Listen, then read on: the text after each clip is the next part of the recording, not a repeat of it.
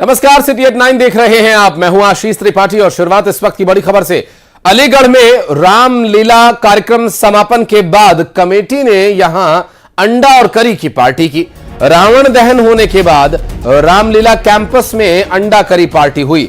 रामलीला गौशाला कमेटी ने विजयदशमी को अंडा करी डिनर पार्टी रखी थी। यहां अलीगढ़ से यह पूरा मामला सामने आया, जहां पर आप देखिए सनातन धर्म से नाम जोड़कर रामलीला की और करवाई जाती है। ऐसे में ये आखिर कैसी कमेटी जिसने कि रावण दहन के बाद ही अंडा करी की पार्टी रख दी, और वो भी वहीं जहां पर रामलीला का मंचन होता है, रामलीला का कार्यक्रम होता है। लोग वहां पहुंचते हैं, भगवान राम के जीवन से प्रेरणा लेते हैं। भगवान राम के लीला का मंचन वहां होता है, जिससे वे प्रभावित होते हैं, अनुग्रहित होते हैं। और ऐसे में कमेटी और प्रबंधन की तरफ से बाकायदा यहां पर अंडा करी का इंतजाम किया हुआ था और लोगों ने बड़े चाव से इस पार्टी में आनंद लिया। और देखिए प्लेट में लिए हुए अंडा करी घूम रहे हैं वहां पर रामलीला कमेटी के सदस्यगण। और विजयदशमी के मौके पर ये अंडा करी की पार्टी हुई। बताओ खाने में क्या था? दाल मखनी थी, पनीर कोरमा था, हाँ। और अंडा कड़ी थी और सब्जी थी और रोटी कौन सी थी? रोटी थी रुमाली वाली, रुमाली रोटी भी थी। रुमाली रोटी थी। और कितने लोगों का खाना था? खीर थी। खाना कितने लोगों का था? खाना था 50-60 लोगों का खाना था। हो गए 70-80 आदमी के आसपास। 80 लोग हो गए थे। 80 लोग। आप यहाँ पर क्या खाने व्यवस्था मैनेजमेंट देख रहे थे? क्या नाम है आपका? अजय नाम है। कैटर कौन से थे? सीपी कैटरस। सीपी कैटर। आज ये जगह कौन सी है? सीपी कैटरस। ये जगह कौन सी है? और बढ़ते आगे श्योपुर से अगली खबर, जहां रामलीला के मंच पर गानों पर अश्लील डांस किया गया।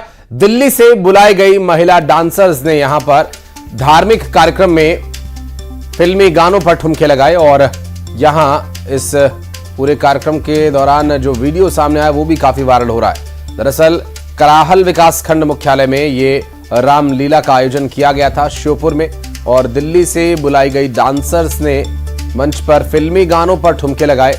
और इस पूरे कार्यक्रम के दौरान काफी संख्या में लोग वहां पर मौजूद थे, और दिल्ली से बुलाए गए थे डांसर्स, जिन्होंने एक सांस्कृतिक कार्यक्रम में, एक धार्मिक कार्यक्रम में फिल्मी गानों पर जमकर ठुमके लगाए। श्योपुर से ये 2 तस्वीरें सामने आई हैं, और इस तरह का ये मामला जिस पर कि रामलीला मंच पर अश्लील डांस किए जाने की बात सामने आई है। इससे पहले रावण दहन के बाद अंडा करी की पार्टी हुई, जो तस्वीर हमने आपको दिखाई उत्तर प्रदेश के अलीगढ़ से। तो वहीं श्योपुर से भी तस्वीरें जो सामने आई हैं वो भी सोचने पर मजबूर करती हैं कि आखिर ये रामलीला कमेटी के प्रबंधकों को क्या हो गया है। भगवान श्री राम के लीला का मंचन करवाने वाले ये ठेकेदार जो सोच विचार करने में बहुत कमजोर नजर आते हैं, चाहे वो उत्तर प्रदेश का अलीगढ़ हो या फिर मध्य प्रदेश का श्योपुर, दोनों ही जगह विचारों की और उनके क्रियान्वयन की घोर लापरवाही देखने को मिली। और ये सब कुछ होता रहा रामलीला के उस मंच पर जहां भगवान श्री राम मर्यादा पुरुषोत्तम के जीवन का, उनकी लीलाओं का मंचन किया जाता है। और बढ़ते आगे अगली खबर, बाबा सिद्दीकी हत्याकांड मामले में एक बड़ा पर्दाफाश हुआ। बताया जा रहा है कि 3 नहीं बल्कि 4 शूटर्स इस हत्याकांड में शामिल थे। बताया यह भी जा रहा है कि 2 शूटर्स को वहां पर तैनात पुलिस ने धर लिया, जबकि 2 शूटर्स भीड़ होने का फायदा उठाकर वहां से फरार हो गए। एक शूटर हरियाणा का और एक यूपी का रहने वाला बताया जा रहा है। दरअसल एक शूटर का नाम करनैल है और दूसरे का नाम धर्मराज। और आप देखिए तस्वीरें जो ये उस वक्त की हम आपको दिखा रहे हैं जब बाबा सिद्दीकी के घर पर होने वाली इफ्तार पार्टीज, और इसके अलावा 5 और तस्वीरें जो इस पूरे हत्याकांड से जुड़ी हैं। 3 से 4 राउंड गोलियां चली, जिसमें बताया जा रहा है कि 6 गोलियां फायर हुई थी, जिसमें कि 2 से 3 गोली बाबा सिद्दीकी को लगी। और इस मौके पर 2 आरोपियों को तो वहीं गिरफ्तार कर लिया गया था, जबकि अभी 2 अन्य आरोपी जो हैं उनकी तलाश की जा रही है और अब टीम पूरी तरह से इस पूरे मामले की जांच में जुट गई है। 3 और तस्वीरें आपको हम दिखा रहे हैं। बताया जा रहा है कि 3 शूटर्स ने हत्या की।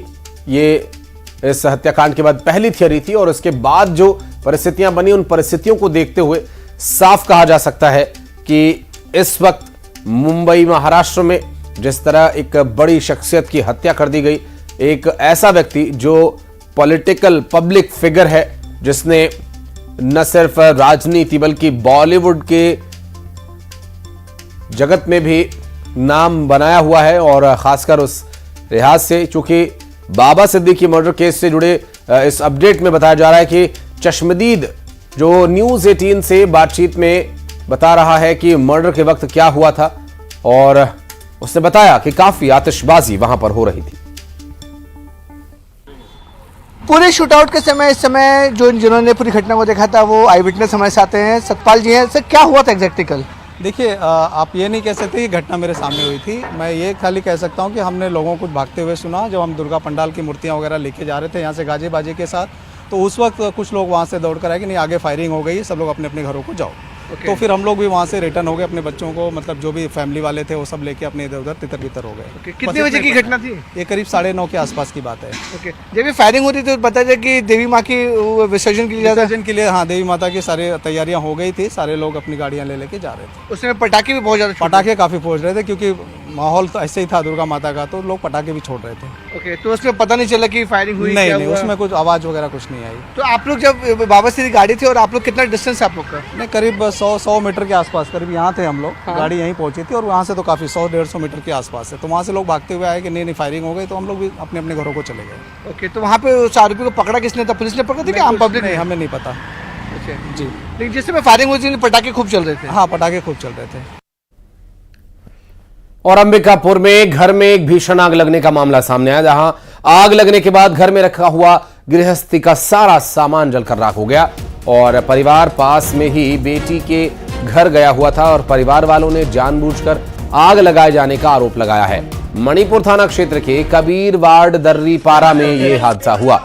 घर में भीषण आग लगी और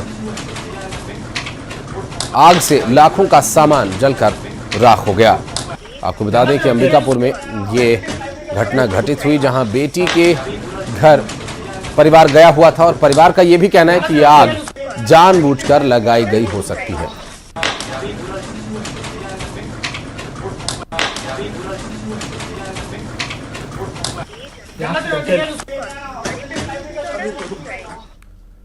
तो वहीं भोपाल में विट्ठल मार्केट रावण दहन में जमकर विवाद हो गया। रावण दहन देखने के लिए आए एक शख्स और एक युवती के बीच मारपीट हो गई। कुर्सी को लेकर दोनों के बीच बवाल हो गया, मारपीट हो गई और इस पूरे विवाद के बाद पीड़िता ने पुलिस को बुलाया और पुलिस से युवक और एक युवती ने जमकर अभद्रता की। पुलिस कर्मचारियों से दोनों ने जमकर मारपीट की।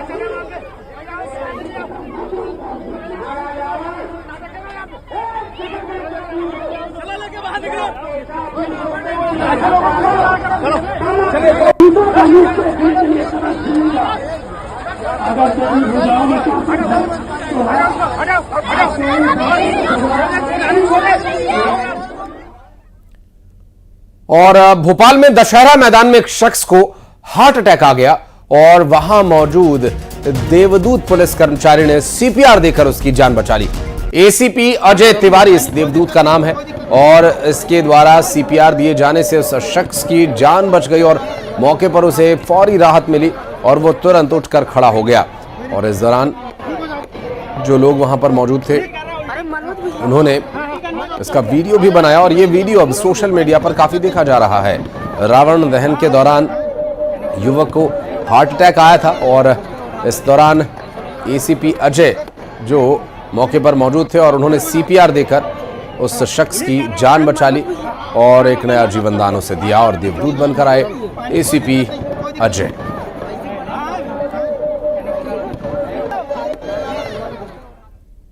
और खंडवा में छेड़छाड़ पीड़िता मामले में एक बड़ा अपडेट आया। बताया जा रहा है कि पीड़िता के बयान ने कई बड़े राज खुले हैं। छेड़छाड़ के आरोपी के बेटे ने पेट्रोल डालकर आग लगाई थी। दरअसल पिता पर आरोप लगाने और पुलिस में शिकायत का बदला लेना चाहता था वो, और पीड़िता के बयान के आधार पर थाने में हत्या के प्रयास का मामला दर्ज किया गया है। आपको बता दें कि पीड़िता के परिजनों ने बेटी द्वारा सुसाइड किए जाने की कोशिश की बात कही थी, और पीड़िता के द्वारा कोशिश की गई थी सुसाइड करने की, ऐसा दावा किया गया, और पीड़िता को गंभीर हालत में इंदौर रेफर किया गया। उसका चेहरा, उसका गला, उसके हाथ और शरीर पर कई जगह जलने के निशान हैं। और एनसीपीसीआर के अध्यक्ष प्रियंक खानूनगो ने पत्र लिखकर सभी राज्यों और केंद्र शासित प्रदेशों को मदरसों को मिलने वाला वित्त पोषण बंद किए जाने की बात कही है। मदरसा बोर्ड को भी भंग कर दिए जाने की सिफारिश उन्होंने की है।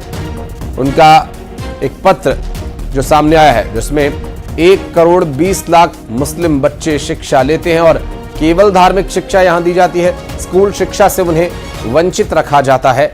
इस बात का हवाला देते हुए उन्होंने वित्त पोषण किए जाने को रोके जाने की बात कही है। उनका कहना है कि ये रुकना चाहिए, और चूंकि बच्चों को वहां पूरी शिक्षा नहीं मिल पा रही है, केवल धार्मिक शिक्षा मिल रही है, और इसके अलावा उन्हें आधुनिक शिक्षा का भी अधिकार है। पत्र में इस बात का जिक्र किया गया है।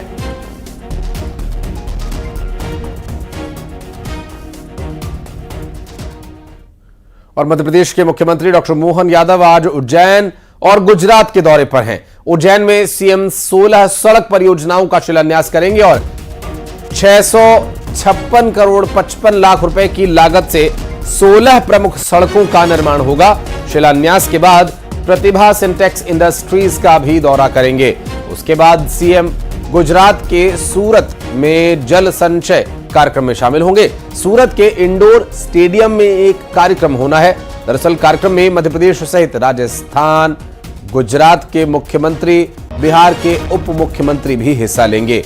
जल संचय कार्यक्रम में भूजल स्तर को बढ़ाने संबंधी विचार विमर्श, संगोष्ठी होगी।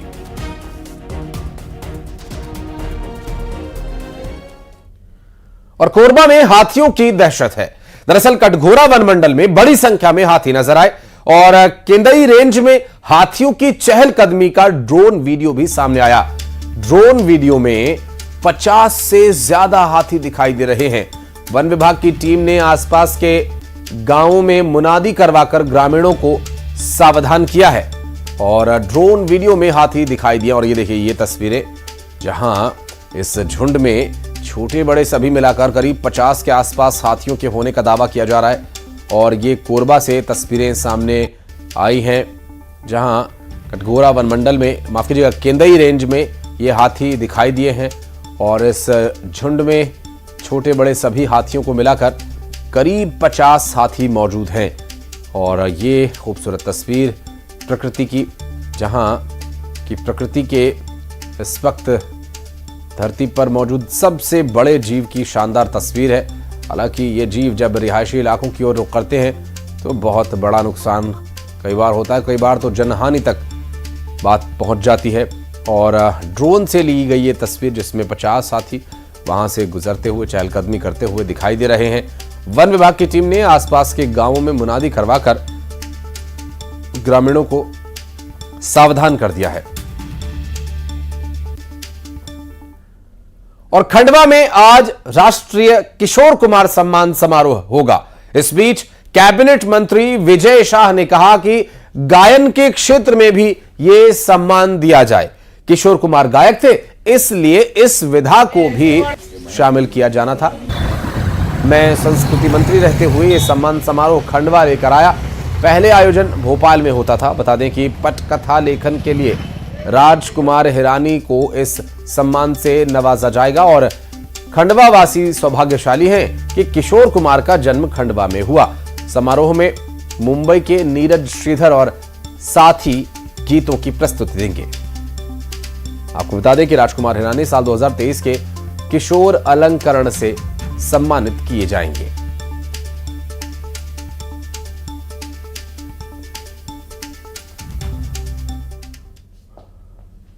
और धमतरी में अफीम की तस्करी करते 2 आरोपी गिरफ्तार किए गए। आरोपियों से 650 ग्राम अफीम बरामद की गई है और जब्त की गई अफीम की कीमत करीब 72,000 रुपए है। राजस्थान के जोधपुर के रहने वाले आरोपी कोतवाली पुलिस ने ये कार्रवाई की है।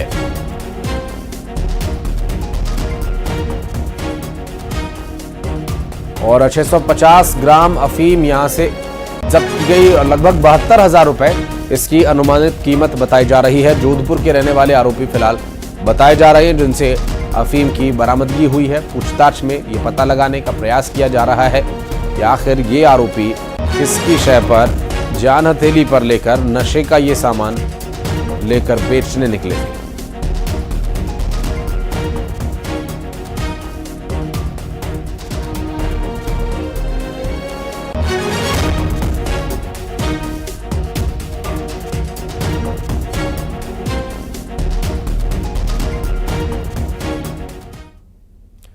खिरकिंची, यह शब्द आपने पहले कभी सुना है? अगर सुना है तो इसका मतलब है कि आप छत्तीसगढ़ की संस्कृति, उसकी परंपरा के बेहद नजदीक है। और अगर नहीं सुना तो हम आपको बता देते हैं, यह छत्तीसगढ़ का एक पारंपरिक वाद्य यंत्र है। और भी ऐसे कई वाद्य यंत्र हैं जिन्हें लोग भूल गए हैं या यूं कहें कि उन्हें पता भी ना हो। भिलाई के एक शख्स ने इन वाद्य यंत्रों को सहेजने की एक मुहिम शुरू की। पिछले 45 सालों से इन्होंने 200 तरह के वाद्य यंत्रों का संग्रह किया और इनमें से कई तो 800 साल पुराने वाद्य यंत्र बताए जा रहे हैं। Special report.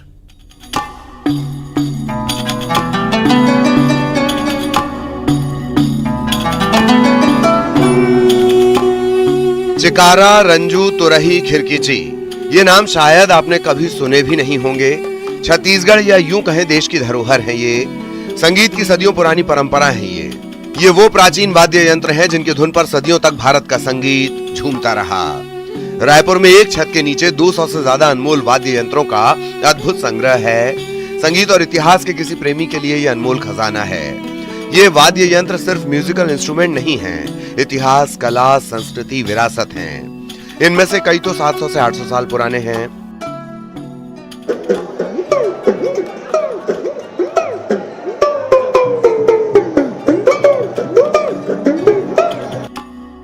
आधुनिक जमाने में नए नए म्यूजिकल इंस्ट्रूमेंट आए और ये प्राचीन वाद्य यंत्र समय के साथ कहीं खो गए। ज्यादातर लोग इन परंपरागत वाद्य यंत्रों के बारे में नहीं जानते, लेकिन भिलाई के रिखी क्षत्रिय ने ठाना था कि वो इस धरोहर को सहेजेंगे और उन्होंने एक ऐसी ही मुहिम शुरू की जो किसी मिसाल से कम नहीं। रिखी क्षत्रिय पिछले 45 सालों से इन वाद्य यंत्रों का संग्रह कर रहे हैं। इसके लिए उन्होंने जंगल पर्वतों की खाक तक छानी और तब जाकर लोगों को यह अद्भुत संग्रह देखने का मौका मिल रहा है। अपनी संस्कृति और परंपराओं को जानने का मौका मिल रहा है। रिखी क्षत्रिय जी, ये किस तरीके से ये शौक शुरू हुआ कि आप 45 सालों से इसका संग्रह कर रहे हैं?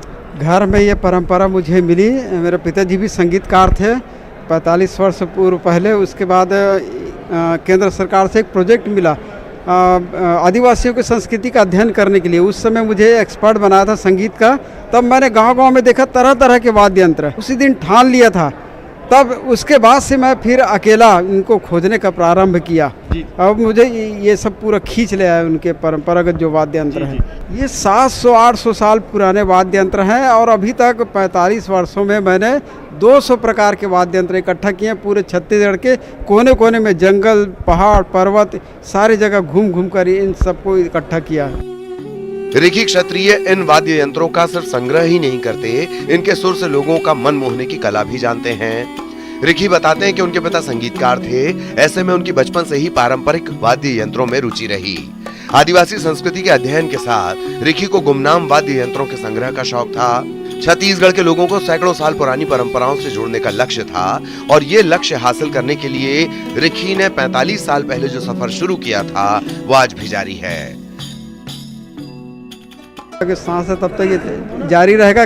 मैं सोचता हूँ कि आप बुक निकालो, लेकिन कहीं कहीं और पता चल जाता है, तो मैं सोचता हूँ कि कोई छूट ना जाए और लगता है वो पूरा जब तक सांस है तब तक चलते ही रहेगा। ये वाद्य यंत्रों की इस प्रदर्शनी के जरिए रिखी लोगों को छत्तीसगढ़ की परंपराओं से भी जोड़ रहे हैं। उन्हें आदिवासी संस्कृति का इतिहास बता रहे हैं। अनमोल धरोहर को सहेजने की अनूठी पहल है ये।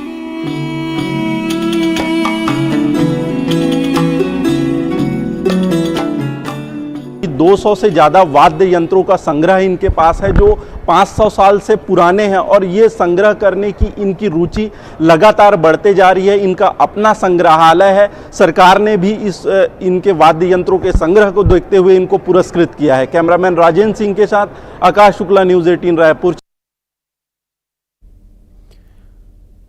और अब बढ़ते हैं आगे, फटाफट अंदाज में 20 बड़ी खबरें आपको दिखाते हैं। अंबिकापुर में घर में लगी भीषण आग, घर की गृहस्थी का सारा सामान जलकर राख।